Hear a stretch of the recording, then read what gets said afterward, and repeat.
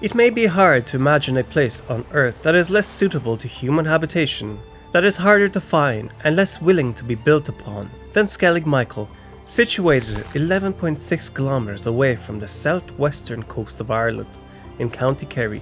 The Skelligs, along with some of the Blasket Islands, constitute the most westerly point in Ireland. And if we pretend Iceland isn't a part of Europe, then this is also the westernmost land on the continent. This pyramid-shaped island has 3 sets of stone steps carved into its rocky body, leading up to an old monastery. In other words, it's incredible. But while the creation of a monastic outpost out in these distant reaches boggles one's mind, the real question is, why? What was the purpose of these settlements? And what, if anything, did they achieve? Let's roll. The first known reference to the Skelligs appears in the Irish Annals. Irish Annals were originally a means by which monks determined the yearly chronology of feast days. Over time, the obituaries of priests, abbots and bishops were added, along with that of notable political events. So the Annals included a retelling of a shipwreck occurring around 1400 BC. Ir, son of Mil España, who is sometimes credited with the colonization of Ireland, was travelling from the Iberian Peninsula, but drowned and was buried on Skellig Michael. The word Skellig derives from the Old Irish word Skellig, which translates as small or steep area of rock. The word is unusual in Irish place names, and appears only in a few other instances, including Bunskellig in County Cork and the Temple na Skellig Church in Glendalough, County Wicklow. It may indeed be of Old Norse origin, from the word Skelligar, the resounding ones. As a distant and rugged island, it was uninhabited until the founding of a monastery and a hermitage. In this sense, the island and its monastery isn't quite so unique. Many of the islands of the west coast of Ireland contain early Christian monasteries, which were favoured because of their isolation and the abundance of rock for construction. And a strong concentration of monasteries can be found on various islands off the coast of Kerry. The first Celtic monasteries were merely settlements where Christians lived together, priests and laity, men, women and children alike, as a kind of religious clan. At a later period, actual monasteries both of monks and nuns were formed. The early Celtic monasteries were like small villages, where people were taught everything from farming to religion, with the idea in mind that eventually a group would split off, move a few miles away, and establish another monastery. In this way, the Celtic way of life and the Celtic Church propagated its way across Ireland and eventually to Britain and Scotland.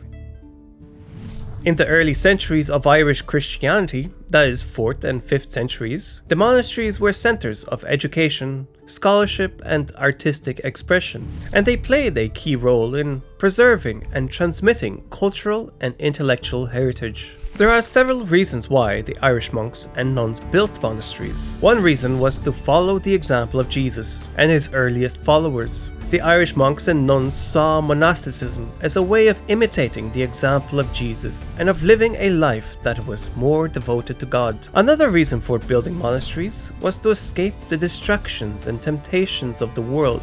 The monasteries provided a place for the Irish monks and nuns to live a life of seclusion, free from the distraction of the outside world, and these monasteries came to be especially useful during the Dark Ages.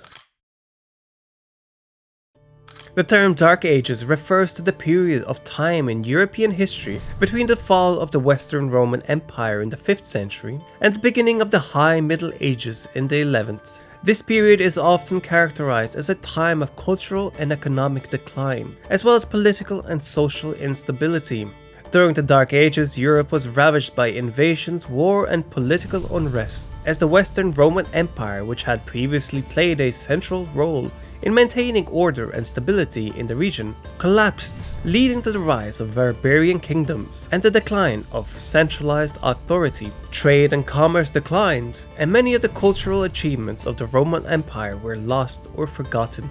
However, it is important to note that the term Dark Ages is somewhat misleading, as it suggests that this period was a time of complete darkness and ignorance. In reality, there were many notable achievements and cultural advances, including the spread of Christianity, the founding of monasteries, and the development of the legal system known as feudalism. So the Irish monasteries played a crucial role in preserving and transmitting the cultural and intellectual heritage of Europe during these times.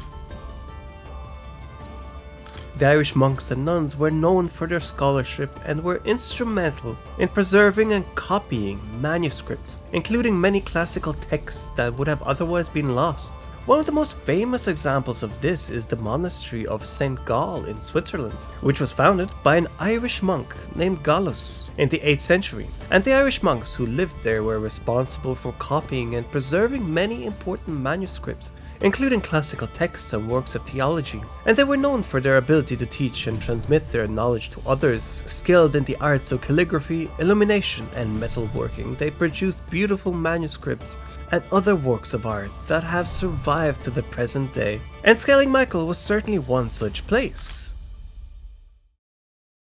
The year of the founding of the monastery was unknown, but the first definite reference to monastic activity on the island is a record of a death dating from the 8th century.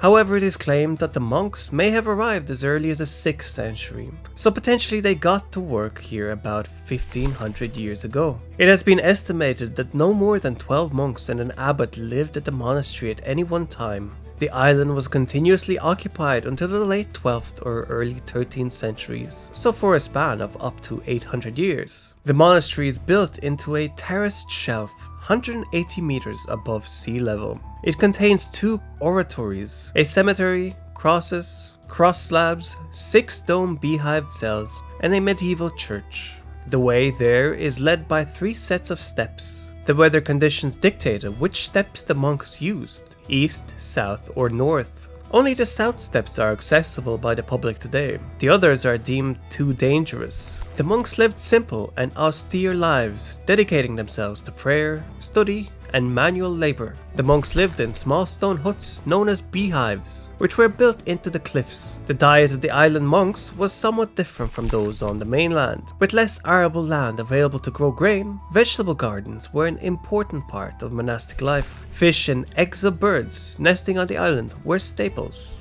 The exact purpose of the settlement and the reason the monks went to the island can only be speculated upon. But as elsewhere, we can guess it was in the pursuit of seclusion, dedication to worship, the preservation of sacred texts, and most likely a pursuit of safety during the Dark Ages. For example, it is not clear if Skellig Michael Monastery was directly attacked by the Vikings. While the Vikings did target many monasteries in Ireland during their raids throughout the 8th and 11th centuries, Skellig Michael, small and isolated, may not have been a prime target. Many Irish monasteries, including those on the mainland, were destroyed or plundered by the Vikings during this period, and the monks who lived in these monasteries often had to flee to safer locations, and that may have been a part of the reason they came to the island. Theories for the site's abandonment speculate that the climate around Skellig Michael became colder and more prone to storms. And myself, being intimately familiar with the Irish climate, I get a chill thinking about what existence here must really have been like. Changes in the structure of the Irish church are also cited as possible catalysts for the abandonment, or most likely a combination of these factors. Skellig Michael remained in the possession of the Catholic canons until 1578, but ownership of the island then passed to the Butler family in exchange for the rental of 2 hawks and a quantity of puffin feathers. Skellig Michael was made a World Heritage Site in 1996 as of exceptional universal value and a unique example of an early religious settlement, while also noting the site's preservation as a result of its remarkable environment and its ability to illustrate, as no other site can, the extremes of Christian monasticism. While the island had been visited since the 1500s on pilgrimage, modern tourism began in the late 1800s, when a rowing boat could be hired for 25 shillings. Today, the island receives an average of 11,000 visitors per year. To protect the site, the Office of Public Works limits the number of visitors to 180 per day. Each year, at least 4 boat licenses are granted to tour operators who run trips between May and October, if weather permits, that is. Even when conditions on the mainland are calm, the sea around the island can be turbulent, as the area is a landing point for sea swells traveling in from distant depressions in the Atlantic. Interestingly, the island was used for filming multiple episodes of Star Wars in 2015, 2017 and 2019. But unlike the movies shot there, Skellig Michael will never be forgotten. It's a perfectly preserved microcosm of Irish and European history, a story of perseverance, both in the face of nature and in opposition to a changing and dangerous world. Now I have another real treat for you. St. Kilda, one of the last hunter-gatherer societies in the Western world. And this is my Patreon map. Everyone featured here has at some point showed great generosity, and I'd like to thank you guys. You guys rock. Cheer Perspective out.